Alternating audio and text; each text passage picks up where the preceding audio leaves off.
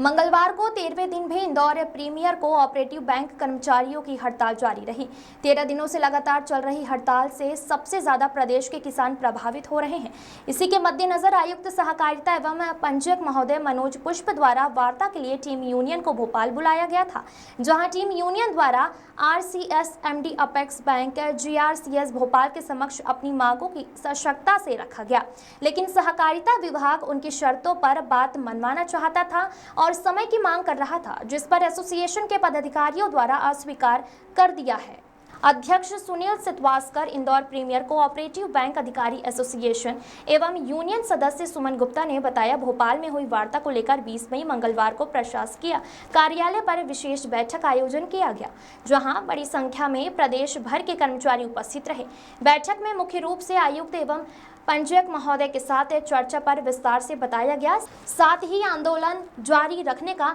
निर्णय भी लिया गया है।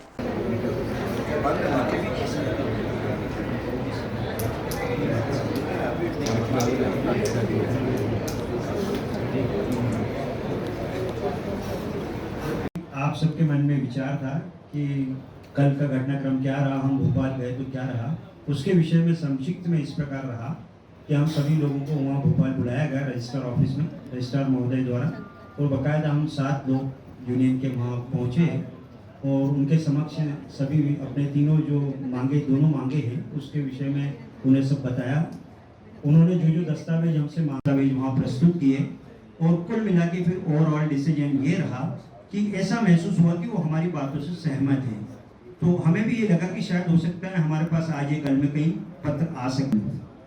और हमारी हड़ताल जो है वो लगातार आज भी जारी है।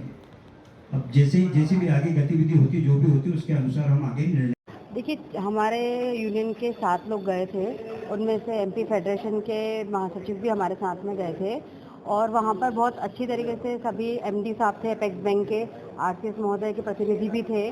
जेआरसीएस महोदय, उन सबसे है ना बहुत अच्छी तरह से सारी चीज़ें बात हुई है। 2 हमारे जो मेन मुद्दे हैं, पेट्रोल अलाउंस, मेडिकल अलाउंस और जो वेतन में जो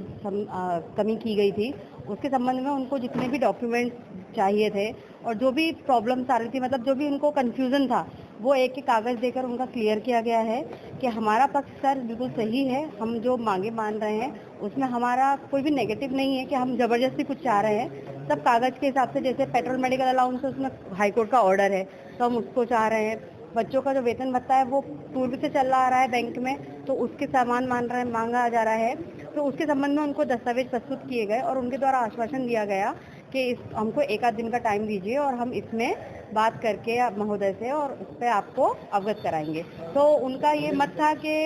जो टाइम चाह रहे थे 2-4 दिन का, उस बीच हम लोग हड़ताल समाप्त कर दें, बट हमारी यूनियन के द्वारा सिरे से इसको निकाल दिया गया कि सर आपका ऑर्डर 1 दिन में आए चाहे 2 दिन में आए, हम वेट कर लेंगे, बट हम हड़ताल रोक नहीं सकते हैं, क्योंकि आश्वासन पे सिर्फ हम हड़ताल नहीं रोक सकते। आप एक ऑर्डर कर दीजिए, चाहे तो सिर्फ एक ही उस पर कर दीजिए या दोनों पे, हमारा जितनी भी जल्दी हो सके, क्योंकि उन्होंने एक चीज़ में कमेटी बनाने का भी बोला था। तो हमने कहा था हमारा ऑर्डर आप करके देंगे लिखित में, तभी हम इस पे हड़ताल पे कुछ विचार कर पाएंगे,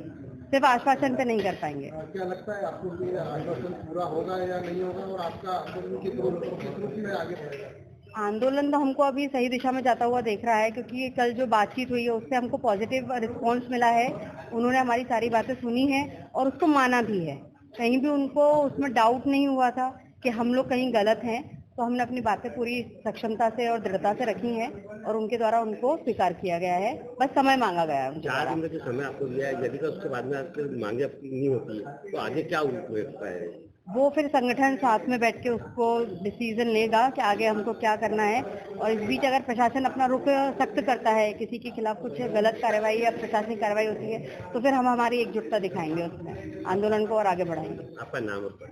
मैं सुमन गुप्ता है और मैं आईपीसी बैंक की यूनियन में सदस्य हूँ और एमपी फेडरेशन में भी मैं सीसी मेंबर हूँ।